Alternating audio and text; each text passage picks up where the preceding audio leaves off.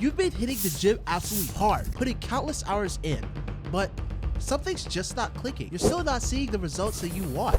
Sounds familiar? Because 99% of people make these common mistakes when building an aesthetic physique. But don't worry, I've got you covered. With over 4 years of experience in the gym, I'll break down exactly what muscle groups make a body aesthetically pleasing and the optimal training frequency to hit your goals. Let's dive in and discover the secrets to a truly aesthetic physique.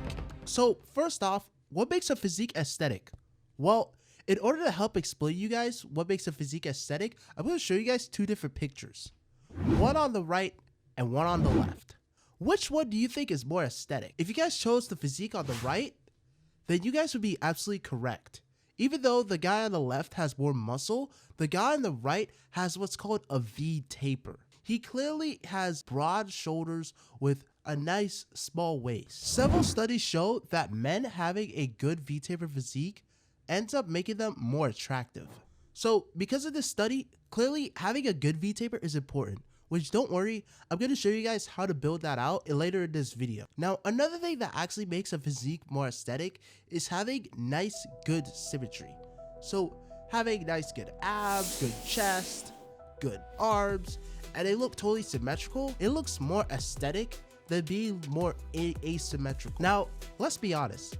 Most people don't have totally symmetrical muscles on both sides, and we just never will. I mean, let's point to a good example. David Lade. David Lade, his abs are not perfectly symmetrical, but he still has one of, if not the most aesthetic physique in the fitness industry. Now, the last and final thing to consider is having a good body fat percentage. Now, I'm gonna be honest, initially, I didn't really want to include this point because I thought it was so obvious, but I decided to keep it here for two reasons. For one, body fat percentage is much more important than just your little physique.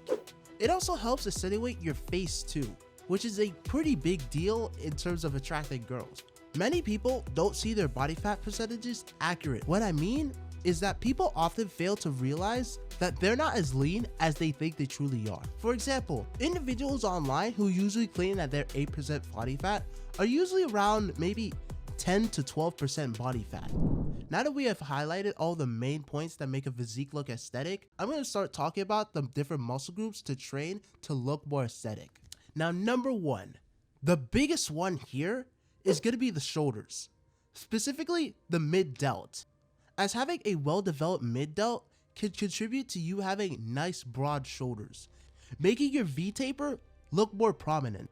But not only will this add width to your frame, but this will also help create the illusion of a much more narrow waist. Now, in order to train our mid-delt, we'll need to do some form of lateral raises, such as cable lateral raises, dumbbell lateral raises, some type of lateral raise so that we can train our mid-delt. Now, here's one tip I do have to give to you guys when training our mid-delt, and that is to really train your mid-delt intensely, because these things, they do not grow that fast, okay? Really at all. Like, look at my shoulders. This size, I gotten my shoulders to this size naturally, of course, just from over 4 years of training. And this is 4 years of me really locking in on my shoulders. And of course, if you guys need more help with this, and maybe even just want more help in your fitness journey, then click the link in the description below to book a free one-to-one consultation call with me, Amarian.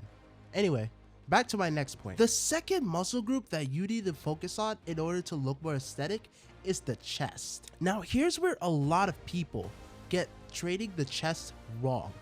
What a lot of people try to focus on is just doing regular bench press, when really, truth be told, this isn't really helping your physique that much at all. Because what really makes a chest look aesthetic is having the upper chest more developed. So what kind of exercise do we need to actually add into our routines in order to train our upper chest? This is where we need to add in some kind of incline bench press. So you could do it with a dumbbell or barbell, but some kind of incline bench press will help you guys significantly. Now, me personally, I do prefer the dumbbell incline bench press, because the dumbbell incline bench press can mean that I am targeting both separate sides of the chest with the same exact load. So it should help with try to look more symmetrical and all that, but even a barbell, you can't really go wrong too. Sometimes even I use a barbell incline bench press to actually switch things up just to keep more variety in my routine.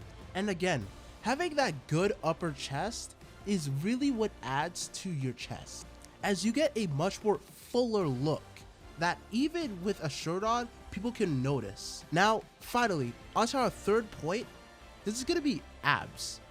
When it comes to building an aesthetic physique, I'm sure we often think about abs, right? And that's because having abs is such a key part in our fitness goals. Why do you think so many people online talk about losing fat all the time? Because we want to see our abs. Now, everyone just probably thinks you just need to lose fat in order to see our abs, right? But whenever you ask most fitness influencers online how to get abs, it usually goes like this. Yo, fitness influencer, how do I get abs? Yeah, you see, in order to get abs, all you need to do is you actually just need to lose body fat. Yeah, that's all you need to do. Oh, for real? We just need to lose body fat? Well, I'm gonna be on my way to having a nice set of 6-pack abs.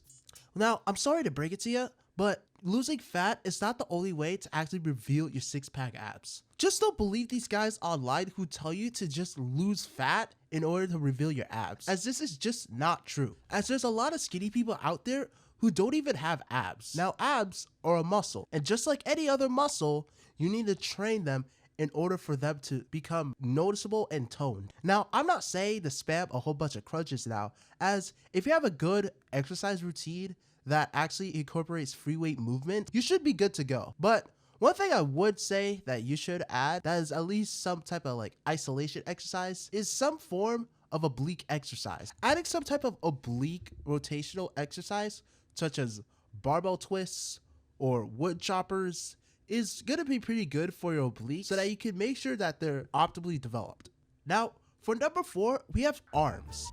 Now, let's break down the arm muscle. The biceps have 3 main functions: elbow flexion, forearm supination, and third, shoulder flexion, which is literally lifting your arm up. Now, your biceps should develop pretty well based off of just compound movements, but some good isolation exercises such as some curls or spider curls should definitely help make sure that your biceps develop optimally. Now, moving on to the tricep, which is also part of the arm. Now, the triceps make up about 70% of your arm's total mass. Now, this isn't the most important muscle to look aesthetic, but having non-developed triceps with really developed biceps will just make you look pretty weird and awkward.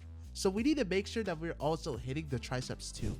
Exercises such as dips, overhead tricep extensions, and even just skull crushers are really good tricep exercises. Now finally, we have the last muscle group to make us look aesthetic, and this is the back, and most importantly, the lats.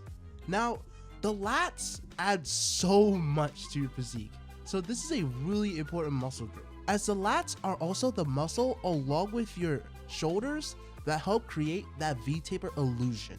As if you look at anyone with a good aesthetic physique, you realize that the lats usually help taper down their waist. Now, to have really good developed lats, I really recommend this one exercise I'm about to say, and that is pull-ups.